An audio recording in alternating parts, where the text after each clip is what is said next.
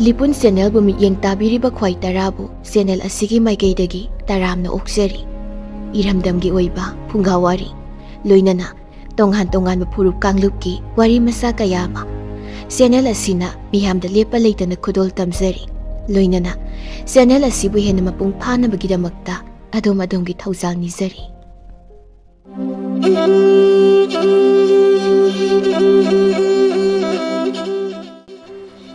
Ngasisu mahaugsagumna mayamgidamakta yamna nungairaba wari amakhak puduna lakchari.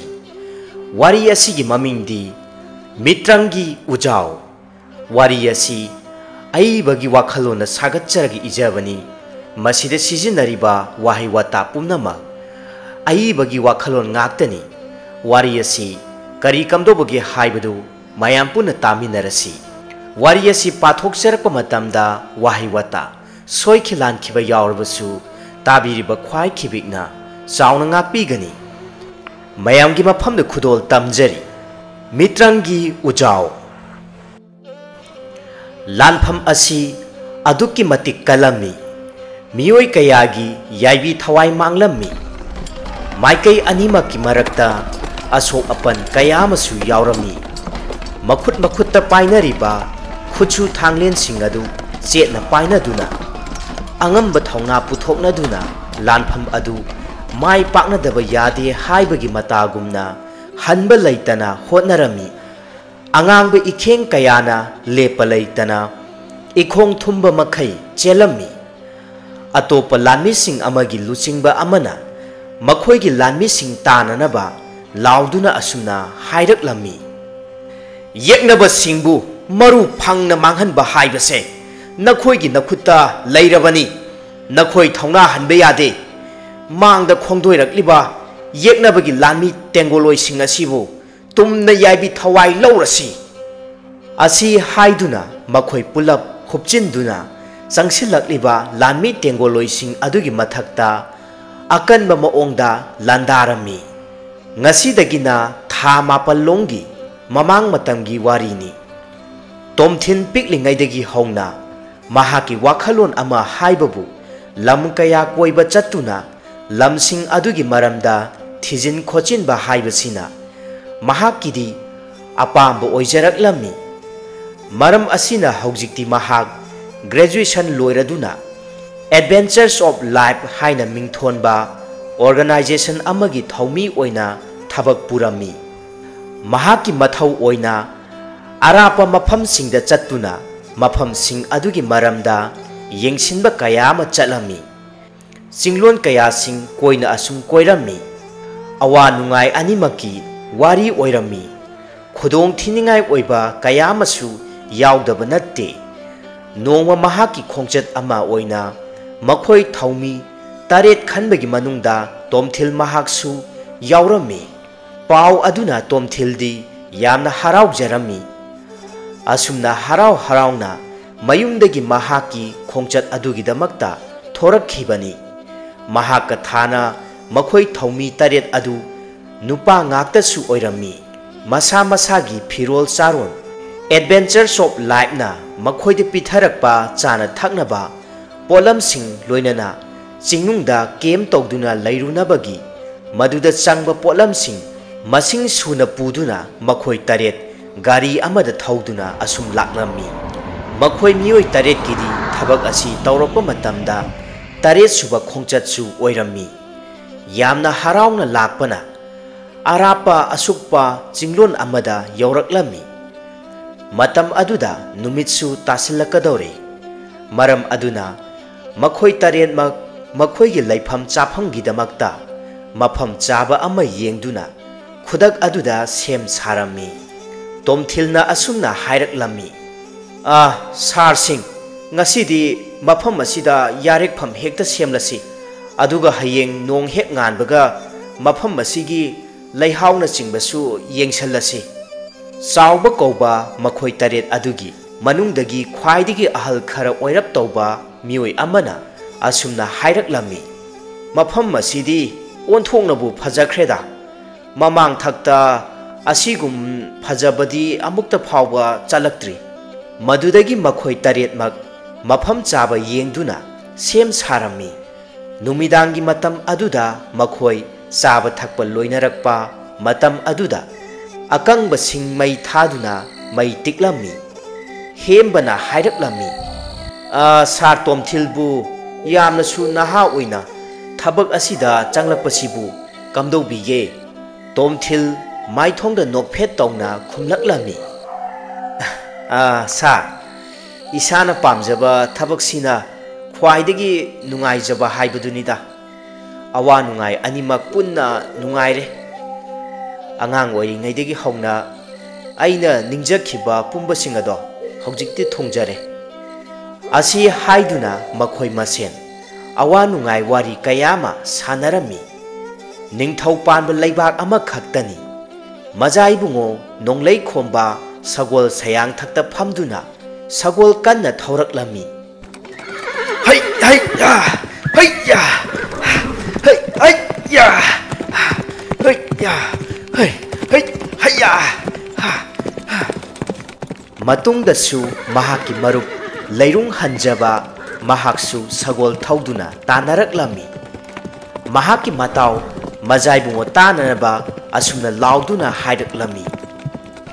ꯏꯇꯥꯎ ꯃꯖꯥ ꯏꯕꯨꯡꯉꯣ, ꯁꯒꯣꯜ ꯌꯥꯡꯈꯠꯄꯤꯌꯨ, ꯀꯅꯥꯅ ꯊꯣꯏꯒꯦ ꯍꯥꯏꯕꯗꯣ ꯌꯦꯡꯅꯁꯤꯗꯣ꯫ ꯃꯖꯥ ꯏꯕꯨꯡꯉꯣ ꯅꯣꯡꯂꯩ ꯈꯣꯝꯕꯅ ꯃꯃꯥꯏ ꯃꯅꯤꯡꯂꯣꯝꯗ ꯍꯥꯏꯐꯦꯠ ꯂꯩꯊꯣꯛꯇꯨꯅ ꯑꯁꯨꯝꯅ ꯍꯥꯏꯔꯛꯂꯝꯃꯤ, ꯏꯇꯥꯎ ꯅꯨꯡꯁꯤꯕ, ꯄꯟꯊꯨꯡꯐꯝ ꯌꯧꯔꯛꯀꯗꯧꯔꯦ, ꯅꯍꯥꯛꯀꯤ ꯁꯒꯣꯜ ꯑꯗꯨꯁꯨ ꯌꯥꯡꯈꯠꯂꯛꯎ꯫ ꯑꯁꯤ ꯍꯥꯏꯅꯗꯨꯅ ꯃꯈꯣꯏ ꯑꯅꯤꯃꯛ ꯁꯒꯣꯜ ꯀꯟꯅ ꯀꯟꯅ ꯊꯧꯔꯝꯃꯤ꯫ ꯑꯃꯅ ꯑꯃꯗꯒꯤ ꯍꯦꯟꯒꯠꯅꯅꯕ ꯍꯣꯠꯅꯔꯝꯃꯤ꯫ ꯑꯁꯨꯝ ꯊꯧꯔꯛꯄꯅ ꯍꯧꯖꯤꯛꯇꯤ ꯃꯈꯣꯏ ꯑꯅꯤꯃꯛ ꯆꯞ ꯃꯥꯟꯅꯅ ꯄꯟꯊꯨꯡꯐꯝ ꯑꯗꯨꯗ ꯌꯧꯃꯤꯟꯅꯔꯝꯃꯤ꯫ ꯁꯒꯣꯜ ꯊꯛꯇꯒꯤ ꯃꯖꯥ ꯏꯕꯨꯡꯉꯣ ꯑꯃꯗꯤ ꯃꯍꯥꯛꯀꯤ ꯃꯇꯥꯎ ꯂꯤꯔꯨꯡ ꯍꯟꯖꯕ ꯃꯈꯣꯏ ꯑꯅꯤ ꯇꯞꯅ ꯀꯨꯝꯊꯔꯛꯂꯝꯃꯤ꯫ ꯃꯖꯥ ꯏꯕꯨꯡꯉꯣꯅ ꯑꯁꯨꯝꯅ ꯍꯥꯏꯔꯛꯂꯝꯃꯤ, ꯏꯇꯥꯎꯁꯨ ꯑꯗꯨꯛ ꯃꯊꯧꯗꯤ ꯃꯍꯟꯗꯦꯗꯣ, ꯐꯅ ꯑꯗꯨꯃꯛ ꯃꯌꯥꯡꯉꯤ꯫ ꯃꯖꯥ ꯏꯕꯨꯡꯉꯣ ꯃꯍꯥꯛꯀꯤ ꯋꯥ ꯑꯗꯨ ꯇꯥꯕꯗ ꯃꯇꯥꯎ ꯂꯤꯔꯨꯡ ꯍꯟꯖꯕ ꯅꯣꯛꯐꯦꯠ ꯇꯧꯅ ꯈꯨꯝꯂꯛꯂꯝꯃꯤ, ꯏꯇꯥꯎ ꯃꯖꯥ ꯏꯕꯨꯡꯉꯣ, ꯏꯇꯥꯎꯁꯨ ꯑꯗꯨ ꯃꯉꯥꯏ, ꯑꯗꯨꯛ ꯃꯉꯝ ꯁꯥꯠꯂꯤꯗꯣ꯫ ꯃꯖꯥ ꯏꯕꯨꯡꯉꯣ ꯃꯍꯥꯛꯅ ꯃꯈꯥ ꯇꯥꯅ ꯍꯥꯏꯔꯛꯂꯝꯃꯤ, ꯐꯔꯦ ꯏꯇꯥꯎ, ꯍꯧꯖꯤꯛꯇꯤ ꯂꯝꯖꯦꯜꯁꯨ ꯄꯨꯟꯅ ꯊꯣꯏꯃꯤꯟꯅꯔꯦꯗꯣ꯫ ꯁꯅꯥ ꯀꯣꯅꯨꯡꯗ ꯈꯣꯡꯗꯣꯏꯗꯨꯅ 12 ꯂꯨꯀꯣꯏꯁꯤꯡ ꯆꯤꯟꯗꯃꯤꯟꯅꯔꯨꯔꯁꯤ꯫ ꯃꯖꯥ ꯏꯕꯨꯡꯉꯣ ꯃꯍꯥꯛꯀꯤ ꯋꯥꯐꯝ ꯑꯗꯨ ꯇꯥꯕꯗ ꯃꯇꯥꯎ ꯂꯤꯔꯨꯡ ꯍꯟꯖꯕ ꯃꯥꯏꯊꯣꯡꯗ ꯍꯥꯏꯐꯦꯠ ꯁꯛꯐꯝ ꯍꯣꯡꯗꯗꯨꯅ ꯑꯁꯨꯝꯅ ꯍꯥꯏꯔꯛꯂꯝꯃꯤ, ꯏꯇꯥꯎ ꯃꯖꯥ ꯏꯕꯨꯡꯉꯣ, ꯋꯥꯐꯝ ꯑꯗꯣ ꯅꯅꯥꯏꯗ ꯇꯥꯛꯄꯤꯒꯅꯨ, ꯃꯗꯨ ꯑꯩꯍꯥꯛꯀꯤ ꯏꯇꯤꯛ ꯅꯠꯆꯗꯦꯗꯣ꯫ ꯃꯇꯥꯎꯒꯤ ꯋꯥꯐꯝ ꯑꯗꯨ ꯇꯥꯕꯗ ꯃꯖꯥ ꯏꯕꯨꯡꯉꯣ ꯃꯥꯏꯊꯣꯡ ꯃꯀꯥ ꯂꯥꯝꯂꯝꯕ ꯑꯗꯨ ꯈꯔ ꯈꯖꯤꯛ ꯁꯛꯐꯝ ꯑꯣꯜꯂꯗꯨꯅ ꯌꯥꯝꯅ ꯉꯛꯅ ꯍꯪꯂꯛꯏ, ꯏꯇꯥꯎ ꯂꯤꯔꯨꯡ ꯍꯟꯖꯕ, ꯑꯩꯈꯣꯏ ꯑꯅꯤꯅ ꯑꯁꯨꯝꯅ ꯏꯇꯥꯎ ꯁꯥꯟꯅꯔꯛꯄ ꯑꯁꯦ ꯉꯁꯤꯒ ꯊꯥꯅꯗꯤ ꯊꯥ ꯑꯃ ꯃꯄꯨꯡ ꯐꯥꯔꯛꯂꯕꯅꯤꯗꯣ, ꯍꯧꯖꯤꯛ ꯐꯥꯎꯕ ꯅꯇꯥꯎꯕꯨ ꯊꯥꯖꯕꯤꯗꯕ꯭ꯔꯥ? ꯃꯔꯨꯞꯀꯤ ꯃꯐꯝꯗ ꯑꯆꯧ ꯃꯆꯥ ꯈꯥꯏꯕ ꯑꯁꯤꯕꯨ ꯃꯔꯨꯞꯀꯤ ꯑꯁꯦꯡꯕ ꯃꯆꯠꯂꯅꯦ꯫ ꯂꯤꯔꯨꯡ ꯍꯟꯖꯕ ꯑꯃꯨꯛꯁꯨ ꯃꯥꯏꯊꯣꯡꯗ ꯅꯣꯛꯁꯤꯟꯅꯗꯨꯅ ꯈꯨꯝꯂꯛꯂꯝꯃꯤ, ꯏꯇꯥꯎꯗꯤ ꯑꯩꯈꯣꯏ ꯄꯨꯝꯕꯒꯤ ꯃꯖꯥ ꯏꯕꯨꯡꯉꯣꯅꯤꯗꯣ, ꯑꯗꯨꯒ ꯅꯅꯥꯏ ꯑꯩꯍꯥꯛꯅ ꯂꯥꯏꯔꯕꯤ ꯂꯨꯈ꯭ꯔꯥꯕꯤ ꯃꯆꯥꯅꯤꯗꯣ꯫ ꯄꯟꯊꯧꯁꯨ ꯅꯧꯅ ꯀꯥꯏꯅꯈꯤꯗꯣ, ꯅꯇꯥꯎꯅ ꯏꯔꯥꯏ ꯂꯥꯏꯅ ꯍꯦꯛꯇ ꯁꯅꯥ ꯀꯣꯅꯨꯡꯗ ꯈꯣꯡꯗꯣꯏꯗꯨꯅ ꯁꯅꯥ ꯀꯣꯅꯨꯡꯒꯤ 12 ꯆꯤꯟꯗꯝꯕ ꯍꯥꯏꯕꯁꯤ ꯑꯩꯍꯥꯛꯀꯤ ꯏꯇꯤꯛ ꯅꯠꯆꯗꯦꯗꯣ꯫ ꯃꯇꯥꯎ ꯂꯤꯔꯨꯡ ꯍꯟꯖꯕꯅ ꯍꯥꯏꯔꯛꯂꯤꯕ ꯋꯥꯐꯝ ꯑꯗꯨꯗ ꯃꯖꯥ ꯏꯕꯨꯡꯉꯣ ꯃꯍꯥꯛꯅ ꯃꯣꯃꯣꯟ ꯅꯣꯛꯇꯨꯅ ꯑꯁꯨꯝꯅ ꯃꯇꯥꯎꯕꯨ ꯊꯦꯝꯖꯤꯟꯕꯤꯔꯛꯂꯝꯃꯤ, ꯏꯇꯥꯎ, ꯅꯇꯥꯎ ꯑꯩꯍꯥꯛꯁꯦ ꯍꯧꯖꯤꯛꯇꯤ ꯏꯇꯥꯎꯒ ꯆꯞ ꯃꯥꯟꯅꯔꯕꯅꯤ꯫ ꯏꯇꯥꯎꯒꯤ ꯃꯔꯤꯗ ꯈꯦꯠꯅꯕ ꯀꯔꯤꯁꯨ ꯊꯝꯖꯗꯦ꯫ ꯏꯇꯥꯎꯒꯤꯗꯃꯛꯇꯅꯦ ꯅꯇꯥꯎ ꯑꯩꯍꯥꯛ ꯂꯩꯔꯤꯕꯁꯤꯗꯤ꯫ ꯂꯤꯔꯨꯡ ꯍꯟꯖꯕꯒ ꯃꯖꯥ ꯏꯕꯨꯡꯉꯣ ꯅꯣꯡꯂꯩ ꯈꯣꯝꯕ ꯃꯇꯧ ꯀꯔꯝꯅ ꯃꯔꯨꯞ ꯁꯥꯟꯅꯈꯤ ꯍꯥꯏꯕꯕꯨ ꯅꯣꯡꯃ ꯈꯨꯗꯣꯡꯊꯤꯕ ꯑꯃꯗ ꯃꯖꯥ ꯏꯕꯨꯡꯉꯣ ꯃꯍꯥꯛꯅ ꯃꯊꯟꯇ ꯑꯁꯨꯝ ꯃꯈꯣꯏꯒꯤ ꯈꯨꯜ ꯑꯗꯣꯝꯗ ꯀꯣꯏꯊꯣꯔꯛꯄ ꯃꯇꯝꯗ ꯃꯖꯥ ꯏꯕꯨꯡꯉꯣ ꯃꯍꯥꯛꯇ ꯃꯁꯛ ꯃꯁꯥ ꯈꯪꯗꯕ ꯃꯤꯑꯣꯏ ꯈꯔꯅ ꯂꯣꯟꯅ ꯂꯥꯟꯗꯥꯔꯛꯂꯝꯃꯤ꯫ ꯃꯖꯥ ꯏꯕꯨꯡꯉꯣ ꯃꯍꯥꯛꯄꯨ ꯌꯥꯏꯕꯤ ꯊꯋꯥꯏ ꯂꯧꯔꯒꯦ ꯈꯟꯗꯨꯅ ꯇꯧꯔꯛꯄ ꯃꯇꯧ ꯑꯗꯨꯗ ꯃꯖꯥꯏꯕꯨꯡꯉꯣ ꯃꯍꯥꯛꯁꯨ ꯐꯤꯕꯝ ꯈꯔ ꯑꯗꯨꯛ ꯁꯣꯛꯂꯝꯃꯤ꯫ ꯃꯇꯝ ꯑꯗꯨꯗ ꯂꯤꯔꯨꯡ ꯍꯟꯖꯕ ꯃꯍꯥꯛꯁꯨ ꯃꯍꯥꯛꯀꯤ ꯁꯟꯕꯤ ꯑꯗꯨ ꯁꯦꯜꯂꯨꯔꯒ ꯃꯌꯨꯝ ꯁꯪꯒꯥꯏꯗ ꯀꯥꯔꯛꯄ ꯃꯇꯝꯒ ꯃꯄꯥ ꯆꯥꯅꯈꯤꯗꯨꯅ ꯈꯨꯗꯣꯡꯊꯤꯕ ꯑꯗꯨꯗꯒꯤ ꯂꯤꯔꯨꯡ ꯍꯟꯖꯕ ꯃꯍꯥꯛꯅ ꯊꯋꯥꯏ ꯈꯨꯕꯥꯛꯇ ꯍꯥꯞꯇꯨꯅ ꯃꯖꯥ ꯏꯕꯨꯡꯉꯣ ꯅꯣꯡꯂꯩ ꯈꯣꯝꯕꯕꯨ ꯐꯠꯇ꯭ꯔꯕ ꯃꯤꯑꯣꯏꯁꯤꯡ ꯑꯗꯨꯒꯤ ꯃꯈꯨꯠꯇꯒꯤ ꯌꯥꯏꯕꯤ ꯊꯋꯥꯏ ꯀꯜꯂꯝꯃꯤ꯫ ꯃꯤꯑꯣꯏꯁꯤꯡ ꯑꯗꯨꯁꯨ ꯃꯐꯝ ꯑꯗꯨ ꯊꯥꯗꯣꯛꯇꯨꯅ ꯑꯗꯨꯃꯛ ꯆꯦꯟꯅꯈꯤꯔꯝꯃꯤ꯫ ꯅꯨꯃꯤꯠ ꯑꯗꯨꯗꯒꯤ ꯍꯧꯅ ꯃꯖꯥ ꯏꯕꯨꯡꯉꯣ ꯃꯍꯥꯛꯀꯤ ꯋꯥꯈꯜꯗ ꯃꯍꯥꯛꯀꯤ ꯃꯔꯨꯞ ꯑꯃ ꯐꯪꯖꯔꯦ ꯍꯥꯏꯅ ꯈꯟꯖꯔꯛꯈꯤꯕꯅꯤ꯫ ꯑꯁꯨꯝꯅ ꯃꯈꯣꯏ ꯑꯅꯤ ꯃꯇꯥꯎ ꯁꯥꯟꯅꯔꯛꯈꯤ꯫ ꯂꯤꯔꯨꯡ ꯍꯟꯖꯕ ꯃꯍꯥꯛꯅꯗꯤ ꯃꯖꯥ ꯏꯕꯨꯡꯉꯣ ꯃꯍꯥꯛꯀꯤ ꯃꯐꯝꯗ ꯀꯔꯤꯁꯨ ꯀꯥꯏꯅ ꯆꯠꯂꯝꯗꯦ꯫ ꯃꯈꯣꯏ ꯑꯅꯤꯃꯛ ꯌꯥꯝꯅ ꯂꯨꯅ ꯇꯤꯟꯅꯔꯛꯄꯅ ꯃꯖꯥ ꯏꯕꯨꯡꯉꯣꯅꯁꯨ ꯂꯤꯔꯨꯡ ꯍꯟꯖꯕ ꯃꯍꯥꯛꯀꯤꯗꯃꯛꯇ ꯃꯇꯦꯡ ꯀꯌꯥ ꯑꯃꯁꯨ ꯄꯥꯡꯂꯝꯃꯤ꯫ ꯑꯁꯨꯝꯅ ꯍꯧꯈ꯭ꯔꯕꯁꯤꯡ ꯑꯗꯨ ꯅꯤꯡꯁꯤꯡꯂꯨꯔꯒ ꯃꯖꯥ ꯏꯕꯨꯡꯉꯣꯅ ꯃꯈꯥ ꯇꯥꯅ ꯍꯥꯏꯔꯛꯂꯝꯃꯤ꯫ ꯏꯇꯥꯎ ꯅꯨꯡꯁꯤꯕ, ꯅꯍꯥꯛꯅ ꯋꯥꯕꯗꯣ ꯅꯇꯥꯎ ꯑꯩꯍꯥꯛꯀꯤꯁꯨ ꯑꯋꯥꯕꯅꯤꯗꯣ꯫ ꯑꯗꯨꯅ ꯑꯩꯈꯣꯏ ꯑꯅꯤ ꯑꯃꯅ ꯑꯃꯕꯨ ꯃꯇꯦꯡ ꯄꯥꯡꯅꯗꯨꯅ ꯍꯤꯡꯃꯤꯟꯅꯒꯗꯕꯅꯤ꯫ ꯈꯣꯡꯗꯣꯏꯔꯁꯤ, ꯄꯨꯛ ꯑꯁꯦ ꯑꯔꯥꯝ ꯈꯧꯔꯥꯡꯕꯅ ꯌꯥꯗ꯭ꯔꯦ꯫ ꯑꯁꯤ ꯍꯥꯏꯅ ꯍꯥꯏꯕꯒ ꯃꯖꯥ ꯏꯕꯨꯡꯉꯣ ꯃꯍꯥꯛ ꯑꯔꯥꯝ ꯈꯧꯔꯥꯡꯕꯅ ꯃꯕꯨꯛ ꯑꯗꯨ ꯃꯈꯣꯜ ꯊꯣꯛꯅ ꯈꯣꯡꯂꯛꯂꯝꯃꯤ꯫ ꯃꯖꯥ ꯏꯕꯨꯡꯉꯣ ꯃꯍꯥꯛꯀꯤ ꯃꯇꯧ ꯑꯗꯨꯗ ꯑꯗꯨꯃꯛ ꯃꯌꯥꯗ ꯃꯇꯥꯎ ꯂꯤꯔꯨꯡ ꯍꯟꯖꯕ ꯃꯍꯥꯛꯁꯨ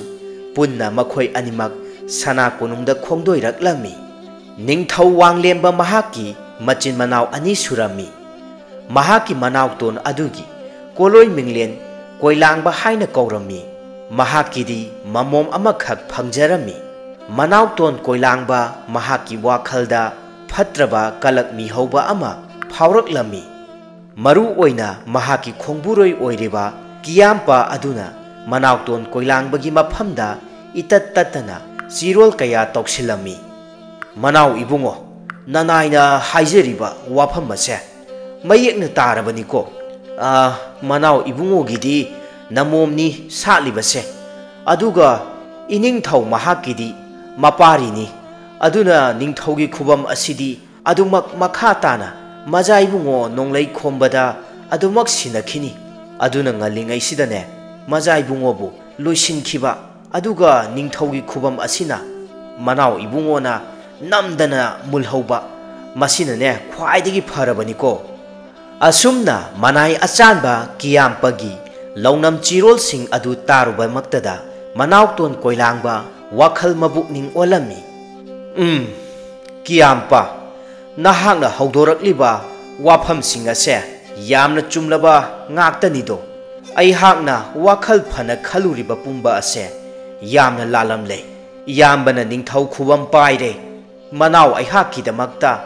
ꯏꯃꯣꯝ ꯑꯁꯤꯒꯤꯗꯃꯛꯇ ꯄꯨꯝꯅꯃꯛ ꯌꯥꯏꯐꯅꯕ ꯁꯤꯜꯂꯛꯀꯅꯤ ꯍꯥꯏꯕ ꯋꯥꯈꯜ ꯑꯁꯤꯅ ꯑꯁꯨꯝ ꯈꯟꯗꯨꯅ ꯂꯩꯊꯣꯛꯄ ꯆꯨꯝꯂꯣꯏꯗꯧꯔꯤ꯫ ꯑꯗꯨꯅ ꯍꯧꯖꯤꯛꯇꯤ ꯂꯥꯂꯣꯡ ꯑꯃ ꯌꯥꯠꯇꯕ ꯃꯌꯥꯗ꯭ꯔꯦꯗꯣ꯫ ꯑꯁꯤ ꯈꯟꯗꯨꯅ ꯅꯨꯃꯤꯠ ꯑꯗꯨꯗꯒꯤ ꯍꯧꯅ ꯃꯅꯥꯎꯇꯣꯟ ꯀꯣꯏꯂꯥꯡꯕꯅ ꯅꯤꯡꯊꯧ ꯋꯥꯡꯂꯦꯝꯕ ꯑꯃꯗꯤ ꯃꯖꯥ ꯏꯕꯨꯡꯉꯣ ꯅꯣꯡꯂꯩ ꯈꯣꯝꯕ ꯃꯈꯣꯏ ꯑꯅꯤꯒꯤ ꯃꯊꯛꯇ ꯃꯥꯡ ꯇꯥꯛꯅꯅꯕ ꯈꯨꯖꯤꯟ ꯊꯧꯔꯥꯡ ꯀꯌꯥ ꯑꯃ ꯁꯤꯟꯕ ꯍꯧꯔꯛꯂꯝꯃꯤ꯫ ꯃꯖꯥ ꯏꯕꯨꯡꯉꯣ ꯅꯣꯡꯂꯩ ꯈꯣꯝꯕꯅ ꯃꯍꯥꯛꯀꯤ ꯃꯔꯨꯞ ꯂꯤꯔꯨꯡ ꯍꯟꯖꯕꯕꯨ ꯁꯅꯥ ꯀꯣꯅꯨꯡꯗ ꯄꯨꯔꯛꯇꯨꯅ ꯃꯈꯣꯏ ꯑꯅꯤ ꯇꯔꯥꯃꯊꯦꯜ ꯂꯨꯀꯣꯏ ꯑꯍꯥꯎ ꯑꯍꯥꯎꯕ ꯀꯌꯥ ꯆꯥꯃꯤꯟ ꯊꯛꯃꯤꯟꯅꯕ ꯃꯇꯧꯁꯤꯡ ꯑꯗꯨꯗ ꯃꯅꯥꯎꯇꯣꯟ ꯀꯣꯏꯂꯥꯡꯕ ꯑꯃꯗꯤ ꯃꯍꯥꯛꯀꯤ ꯑꯆꯥꯟꯕ ꯃꯅꯥꯏ ꯀꯤꯌꯥꯝꯄ ꯃꯈꯣꯏ ꯑꯅꯤꯒꯤ ꯋꯥꯈꯜꯗ ꯐꯠꯇ꯭ꯔꯕ ꯀꯌꯥ ꯑꯃꯁꯨ ꯐꯥꯎꯔꯛꯂꯝꯃꯤ꯫ ꯃꯅꯥꯏ ꯀꯤꯌꯥꯝꯄꯅ ꯀꯣꯏꯂꯥꯡꯕꯒꯤ ꯃꯐꯝꯗ ꯂꯣꯟꯅ ꯆꯤꯔꯣꯟ ꯇꯧꯗꯨꯅ ꯑꯁꯨꯝꯅ ꯍꯥꯏꯔꯛꯂꯝꯃꯤ꯫ ꯃꯅꯥꯎ ꯏꯕꯨꯡꯉꯣ, ꯃꯁꯤꯒꯤ ꯂꯥꯏꯔ ꯆꯨꯗꯠꯅꯕ ꯅꯨꯄꯥ ꯃꯆꯥ ꯑꯁꯤꯅꯅꯤ꯫ ꯃꯖꯥ ꯏꯕꯨꯡꯉꯣ ꯃꯍꯥꯛꯀꯤ ꯌꯥꯏꯕꯤ ꯊꯋꯥꯏ ꯀꯟꯕꯤꯈꯤꯕ ꯑꯗꯣ, ꯃꯁꯤ ꯑꯊꯨꯕ ꯃꯇꯝꯗ ꯌꯥꯏꯕꯤ ꯊꯋꯥꯏ ꯂꯧꯕꯅ ꯐꯠꯇ꯭ꯔꯥ? ꯀꯣꯏꯂꯥꯡꯕ ꯋꯥꯈꯜ ꯃꯨꯟꯅ ꯈꯜꯂꯗꯨꯅ ꯇꯞꯅ ꯍꯥꯏꯔꯛꯂꯝꯃꯤ꯫ ꯉꯥꯏꯈꯣ, ꯊꯕꯛ ꯑꯁꯤ ꯇꯍꯥ ꯇꯍꯥꯅ ꯄꯥꯡꯊꯣꯛꯄꯗꯤ ꯆꯨꯝꯗꯦ꯫ ꯃꯇꯝ ꯉꯥꯏꯈꯤꯁꯤ꯫ ꯊꯕꯛꯁꯤꯡ ꯑꯁꯦ ꯍꯦꯛ ꯃꯅꯤꯟ ꯑꯃ ꯅꯥꯏꯕꯗ ꯄꯨꯝꯅꯃꯛ ꯑꯋꯥꯐꯝꯗ ꯇꯥꯒꯗꯧꯔꯤꯕꯅꯤ꯫ ꯑꯁꯣꯝꯗ ꯇꯣꯝꯊꯤꯜ ꯃꯈꯣꯏꯅ ꯑꯍꯤꯡ ꯑꯗꯨ ꯊꯦꯡꯂꯛꯂꯦ ꯍꯥꯏꯗꯨꯅ ꯇꯨꯝꯅ ꯍꯤꯞꯅꯅꯕ ꯆꯪꯅꯈꯤꯗꯨꯅ ꯇꯨꯝꯅꯈꯤꯔꯝꯃꯤ꯫ ꯑꯍꯤꯡ ꯑꯗꯨꯒꯤ ꯊꯦꯡꯖꯤꯜꯂꯛꯂꯕ ꯃꯇꯝ ꯑꯗꯨꯗ ꯇꯣꯝꯊꯤꯜꯒꯤ ꯃꯪꯂꯥꯟꯗ ꯀꯔꯤꯒꯨꯝꯕ ꯈꯔ ꯎꯔꯛꯂꯝꯃꯤ꯫ ꯃꯍꯥꯛ ꯑꯋꯥꯐꯝꯗ ꯇꯥꯔꯝꯃꯤ ꯋꯥꯡꯂꯕ ꯆꯤꯡꯊꯛ ꯑꯃꯒꯤ ꯃꯇꯣꯟꯗꯒꯤ ꯃꯥꯂꯦꯝ ꯂꯩꯈꯥ ꯇꯝꯅ ꯇꯥꯔꯛꯂꯝꯃꯤ ꯃꯇꯝ ꯑꯗꯨꯗ ꯇꯣꯝꯊꯤꯜ ꯇꯥꯏꯕꯪ ꯃꯪꯐꯥꯎꯅꯅ ꯂꯥꯎꯗꯨꯅ ꯃꯤꯀꯞ ꯊꯣꯔꯛꯂꯝꯃꯤ ꯃꯇꯧ ꯑꯗꯨꯗ ꯇꯨꯝꯗꯨꯅ ꯂꯩꯔꯝꯕ ꯃꯈꯣꯏ ꯄꯨꯝꯕꯁꯨ ꯃꯤꯀꯞ ꯊꯣꯛꯅꯔꯛꯇꯨꯅ ꯇꯣꯝꯊꯤꯜꯕꯨ ꯌꯦꯡꯂꯝꯃꯤ ꯆꯥꯎꯕꯅ ꯌꯥꯝꯅ ꯉꯛꯅ ꯍꯪꯂꯛꯂꯝꯃꯤ इबुंगो सा करीदौबा यावरे मंग नुंगाइबिदब्रा तोमथिल ममाइदु हुमांगना पुंगलुप लुपम्मी हुमांगसिंग अदु मखुतना तपना तैथोकजदुना असुना हाइरक्लम्मी सार मंग नुंगाइरमदे ओ अदुदि सार मकु मंग ओइरमगनी करिसु थोइने हेना खंजिनबिरुनु नोंसु ngalakadore ngaihak pothaba yabra haibedo yengsi asi hainaduna makhoi taretmak ngaihak tumthaba yabra haiduna yengnarami ngaihakki matungda nongsu nganphung nganthораklami madudagi makhoi machin maya sengdokladuna acha athak khara chaba thakpa tawrami chaba thakpa loinarba matungda makhoi amuk makha tana singsang napom adomda asum koina thijanba chatnanaba hotnarami singsang napom asi yamnasu suklammi u pambi kayanasu kungna haurammi makhoina asum lakpa matamda khanghaudana akanba nonglei nungsitsu silaklammi madudagi khanghaudana atiya pumbasu mamsilaklammi makhoi maikai salai khangdana chenarami asomda ningthau panba leibak adudani manauton koilangbana mahaki mamom aduda asumna hairaklammi imom nahak panganu panthau aihakna siliba thaurang ase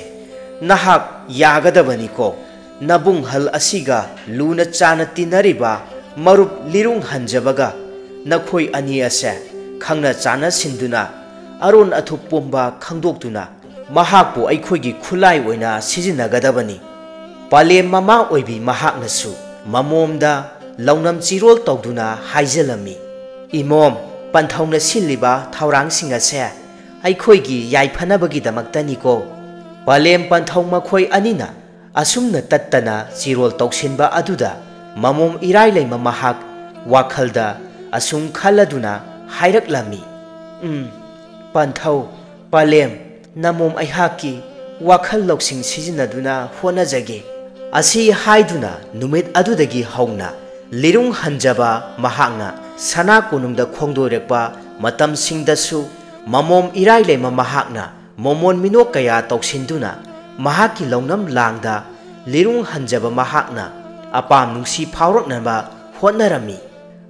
ibung lirung hanjaba khongdoi biraklibra lirung hanjaba mahaksu nokmi tawna khumlaklami aw majai bema itaw majai bungo mahakpu aduk marei khibra laikhiye ado ibung nachan kariguma wafam amata haudokchageba asomda ngaihakta majai bema mafam asida adumak takpiba mayadabra ibung wafam ase atopa kanagi napadasu tahanjaningde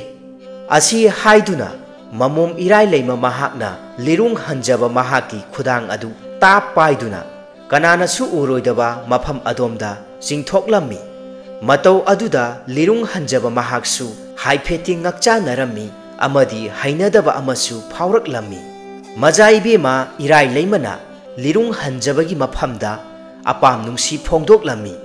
wafam aduda lirung hanjaba mahakti yamna ngaklammi wafam aduda mahak karamnadi yai hairugani matau aduda irai leima mahakna hanjina mahairabada lirung hanjaba mahaksu ikaina adumak mayabada tarami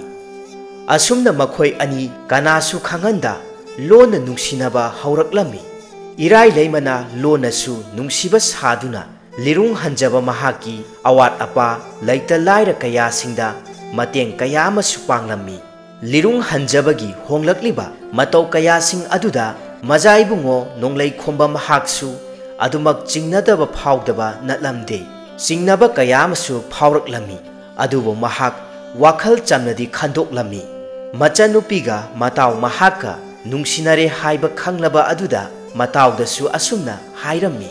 ꯏꯇꯥꯎ ꯅꯨꯡꯁꯤꯕ ꯅꯇꯥꯎꯁꯨ ꯈꯪꯏꯗ ꯏꯆꯟꯒ ꯅꯈꯣꯏ ꯑꯅꯤ ꯊꯃꯣꯏ ꯊꯃꯣꯏ ꯆꯥꯟꯅꯖꯩ ꯍꯥꯏꯕ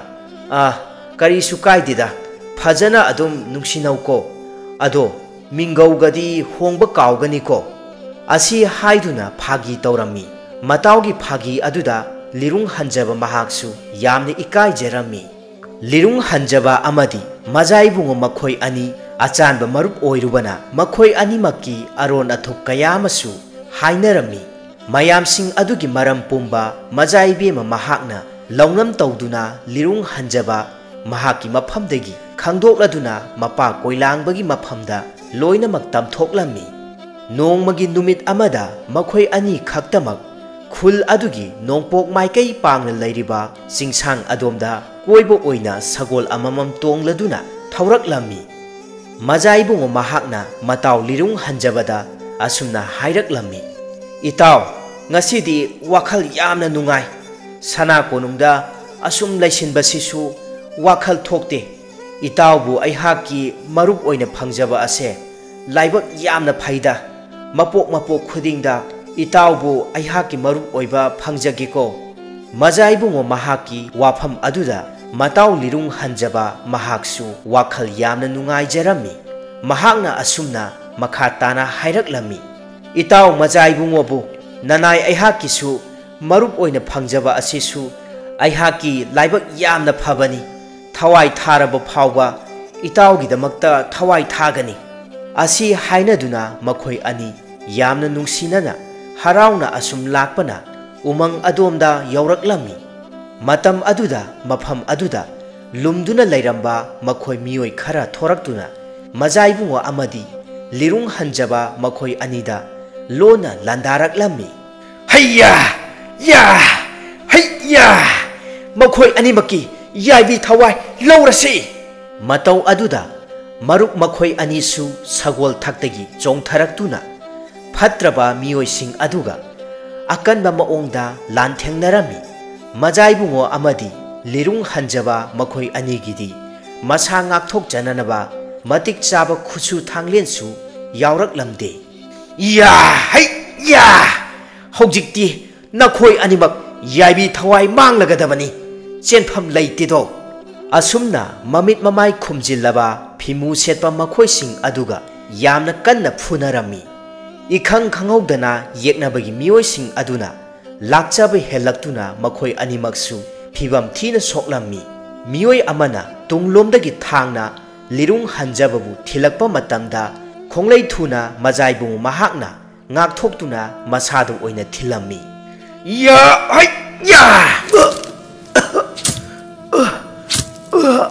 ꯂꯤꯔꯨꯡ ꯍꯟꯖꯕ ꯂꯩꯊꯣꯔꯛꯇꯨꯅ ꯌꯦꯡꯂꯛꯂꯝꯃꯤ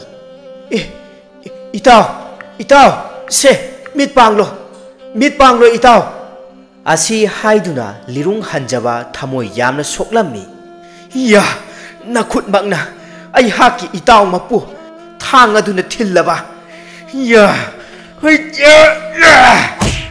ꯑꯁꯤ ꯍꯥꯏꯗꯨꯅ ꯈꯣꯡꯄꯥꯛꯅ ꯁꯥꯐꯨ ꯀꯟꯅ ꯀꯥꯎꯔꯝꯃꯤ ꯃꯇꯝ ꯑꯗꯨꯗ ꯃꯐꯝ ꯑꯗꯨ ꯊꯥꯗꯣꯛꯇꯨꯅ ꯈꯨꯗꯛꯇ ꯃꯤꯑꯣꯏꯁꯤꯡ ꯑꯗꯨ ꯊꯋꯥꯏ ꯍꯤꯡꯂꯒ ꯂꯣꯏꯔꯦ ꯈꯟꯗꯨꯅ ꯆꯦꯟꯅꯈꯤꯔꯝꯃꯤ ꯂꯤꯔꯨꯡ ꯍꯟꯖꯕ ꯃꯍꯥꯛ ꯊꯃꯣꯏ ꯁꯣꯛꯅ ꯀꯞꯆꯔꯝꯃꯤ ꯏꯇꯥꯎ ꯁꯦ ꯃꯤꯠ ꯄꯥꯡꯂꯣ ꯏꯇꯥꯎ ꯅꯇꯥꯎ ꯂꯩꯔꯤꯕꯁꯤꯗꯤ ꯁꯦ ꯃꯤꯠ ꯄꯥꯡꯂꯣ ꯏꯇꯥꯎ ꯅꯇꯥꯎ ꯑꯩꯕꯨ ꯊꯥꯗꯣꯛꯇꯨꯅ ꯅꯍꯥꯛ ꯆꯠꯈꯤꯕ ꯌꯥꯔꯣꯏ ꯏꯇꯥꯎ ꯃꯖꯥꯏꯕꯨꯡꯉꯣꯅ ꯇꯞꯅ ꯃꯍꯥꯛꯀꯤ ꯅꯨꯡꯁꯤꯔꯕ ꯃꯇꯥꯎꯕꯨ ꯌꯦꯡꯂꯗꯨꯅ ꯍꯥꯏꯔꯛꯂꯝꯃꯤ ꯏꯇꯥꯎ ꯅꯨꯡꯁꯤꯕ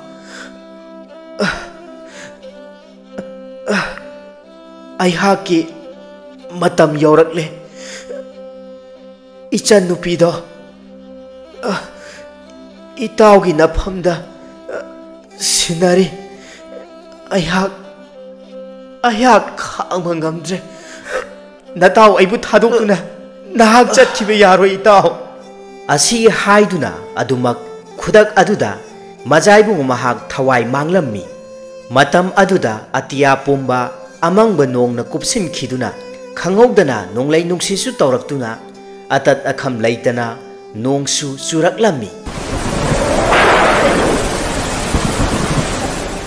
नाकन अदोमदा हौरिबा उजाव पाम्बी अदोमदगी साफु कन्ना हुमलकपा मालंग इपोमलकता सखंगदबा नुपा अमखक हुमदुना पुरकलमी अदुगा लिरुंग हंजबा अमदी थवाई यावदना मालेम लैदा तादुना लैरिबा मजाई इबुंगो मखोय अनिगी नाकंदा नुपा अदु उप्रांगना सुप्तुना तारकलमी सना कोनुंगी नाकन अमरोमदनी मनाव इबुंगो कोइलांगबा अमदी महाकी अचानबा मनाय कियामपा मखोय अनी लोना वारी सानरमी कियामपाना हायरई मनाव इबुंगो हौजिक्ति अखोई थबक माय पाकवा हौरकले मरम अदुना हौजिक हौजिक मरु ओइरिबसी नयामबुंग निंगथौ वांगलेंबा असि लोइसिनबा असिनी मजाइबुंगो महाक्सु अरोइबा मिको पीख्रेदो याइबी थवाई मांगहनख्रे हाइजरिबा वाफम अदु ताबदा मनावतोन कोइलांगबना अखाबा नोकमी नोमी तौबा खोंजेलना असुमना मखा ताना हाइरकलमी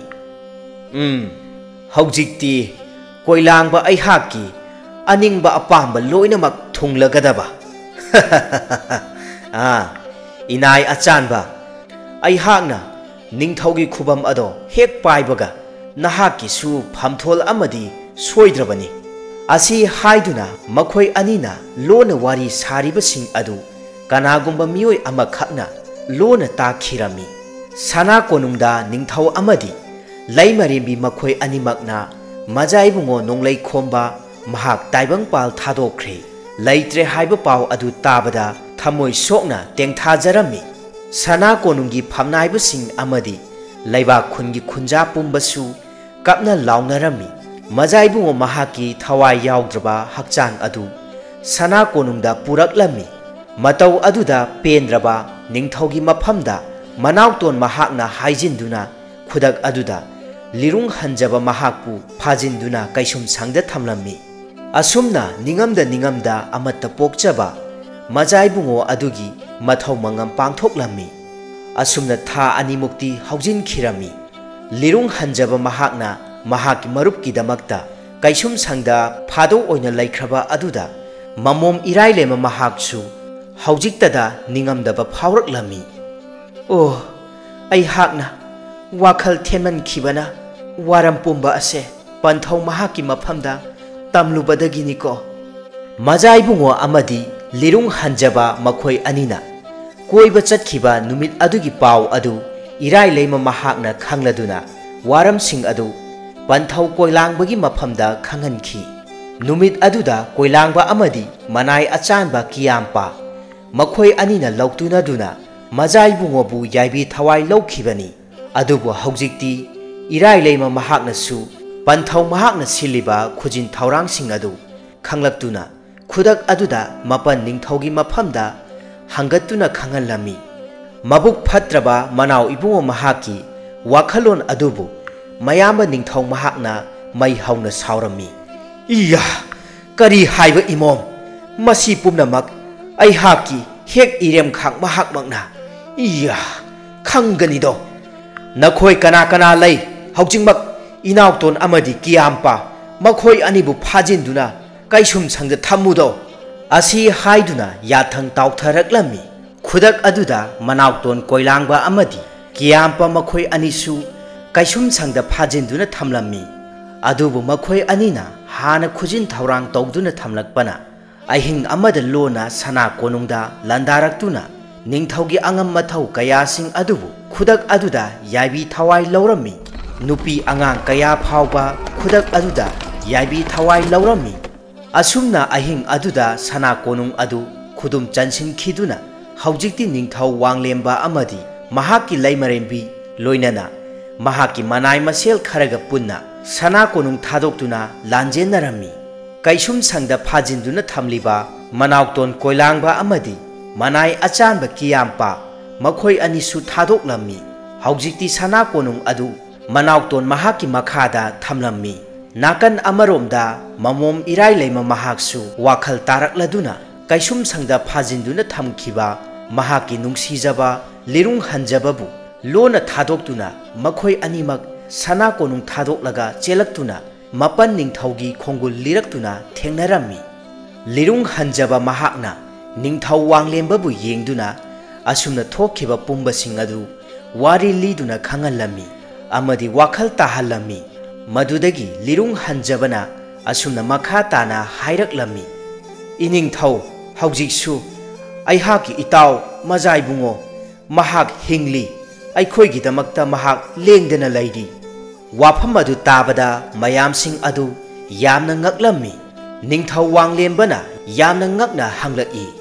kari haiba ichanupa madubu oithokpa yagadoribra asi haiduna hanglaklaba aduda lirung hanjabana asengba thokiba thaudo adugi wari amabu liraklammi numit adugi akanba nonglei nungsit adugi marakta mangda phawba oithoklaroidaba thaudo amakhak thoklammi umang asida yamna thajadaba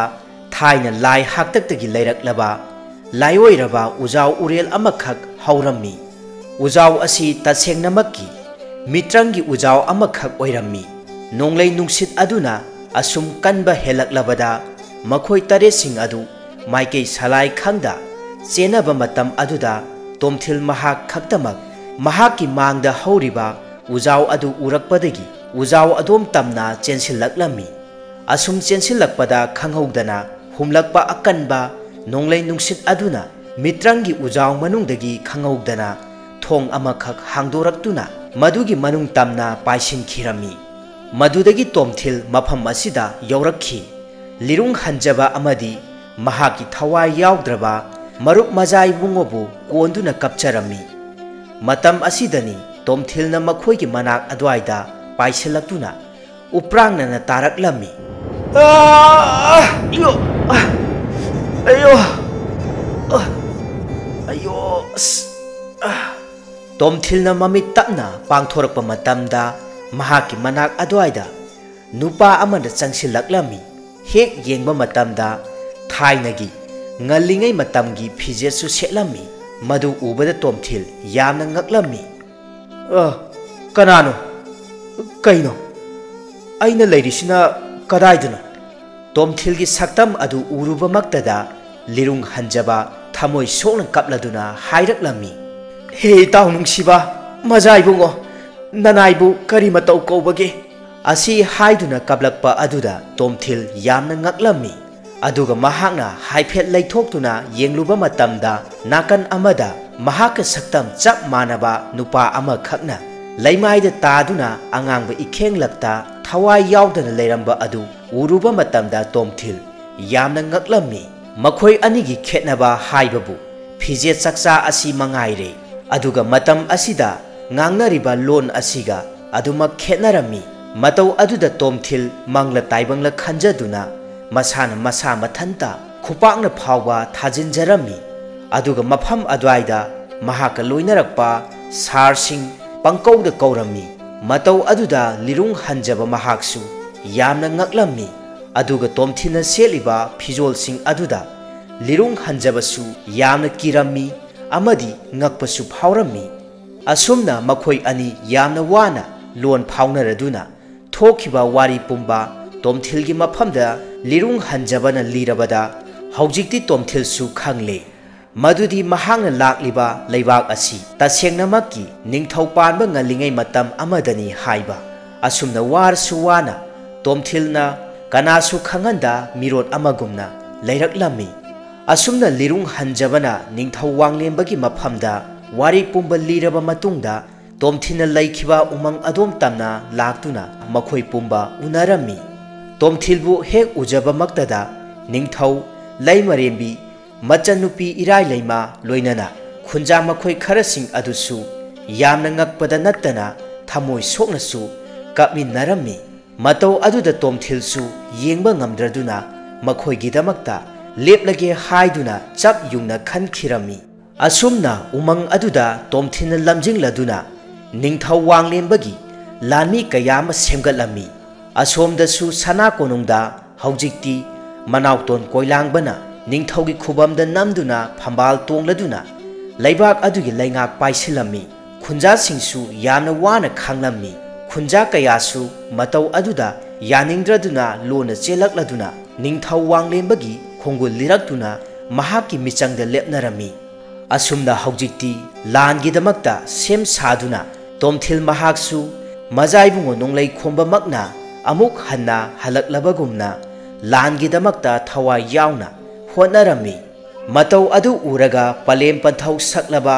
ningthau amadi leimarembi makhoi anisu machagidamakta thawai khubakta haptuna mateng kayama panglammi langidamakta sem sakhre haiba pau asi ningthau koilangbana khanglabada yathang piraduna manai achanba luching purelgi phamthol haplaba kiyampagi maphamda asumna hairaklammi haujikti makhoi pumnamak tumna yaibi thawai lowragadabani aduga aihaki imom adusu yauna yaibi thawai lowgadabani ningthau koilangba aihaki mayokta lepa khudimak yeknaba ngaktani phagani iningthau nanai kiyampa leijaringai iningthau karisu wabiruganu asumna lan asi soknaba haukhibana tha mapalomdi haujin khirami ngasi haiba numit asini aroiba lanpham adu oirami ningthau wanglembana asum lanban kaya khudum chansinduna khongdoirakpana haujikti sana konungmakki mamangmaktada leiriba lanban asida yausillaklami ningthau animakki marakta akanba maongda lan thengnarami asum lan thengnarakpa matamda ningthau wanglemba mahakka manauto ningthau koilangbaga lamba panarami matam aduda Tomthilna thauna phana majaibungo nonglei khombagi saktamda laktuna mapa ningthaugi mateng panglammi matau aduda ningthau koilangba kham thengna ngakpa phawrami Tomthilgi nakal adomdagi luching purel kiyampana lona thangsangna thinge haiduna tawrakpa maktada thauna phana lirung hanjabana mahaki yaibi thawai lowraduna Tomthilbu kalammi asumna lan songnarakpa matamda ningthau koilangbana mayambung ningthau wanglembagi yaibi thawai lowge haiduna tawrakpa matam aduda mamom irai leima mahaksu lanmigi phije setuna lanpham aduda yauramladuna mahakna oina mapan ningthaugi yaibi thawai kalamduna mahaki mabukta oina phawreng lenglammi matau aduda ningthau koilangba thamoi yamna kairammi mahaki makhut mangna mamongi yaibi thawai lowba aduda mahak maithire haiba masana yajaraduna mayambung ningthaugi maphamda changjarammi lirung hanjaba mahakti mahaki nungsibi aduna thawai mangba aduda thamoi yamna kairammi asumna haujikti lanpham adu loiraduna hanagi ningthau wanglembana mai pakladuna mahaki phambal adu amuk hanna phangjakhi aduga manauton adubuna mapunsi chuppagi oina kaisum sangda phadok oina leikhirami ningthau wanglembana machanupa nonglei khombaga sakmanaba Tomthilbu yengduna asumna hairaklammi nupa macha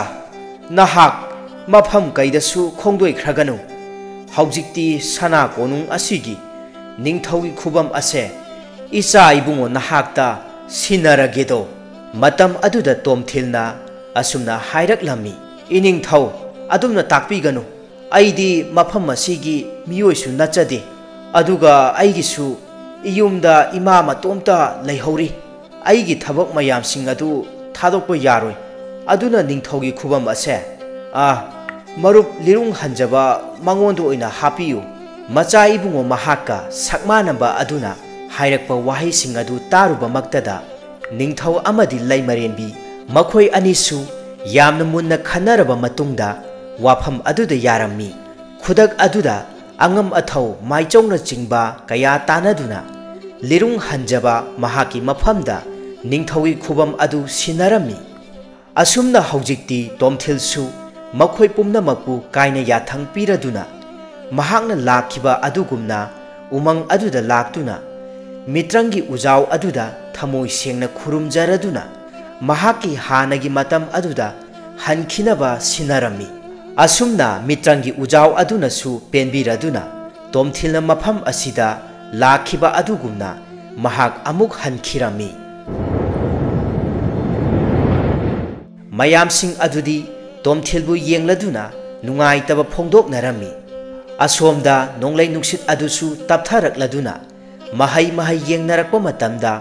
makhoi tarukti thengnarami aduga Tomthildi leiba ude haiduna asum koina leiduna yengnarakpa matamda लापतकना मफम अमदा तादुना लेरम्मी मयाम चंगसिंदुना तोमथिलबु येंगलम्मी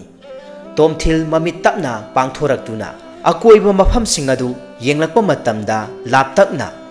मित्रंगी उजाव अदुगी थोंजाव अदु मथंता लोनसिनखिबा अदु mummy सामी ओइना हाइफेटी उहौरमी मतंग असिदा ngasiगी वारी असि लोइसिनजरे मतुंग तारकपदसु हेना नुंगाय नुंगारबा वारी कयामा लेप लैतना channel असिना मियामगी दमक्ता पुदुना Lakpa ngambu ओइजगे मयाम पुमनमकपु channel असिगी माइकैदगी हन्ना हन्ना थागतप फोंदोकसरी।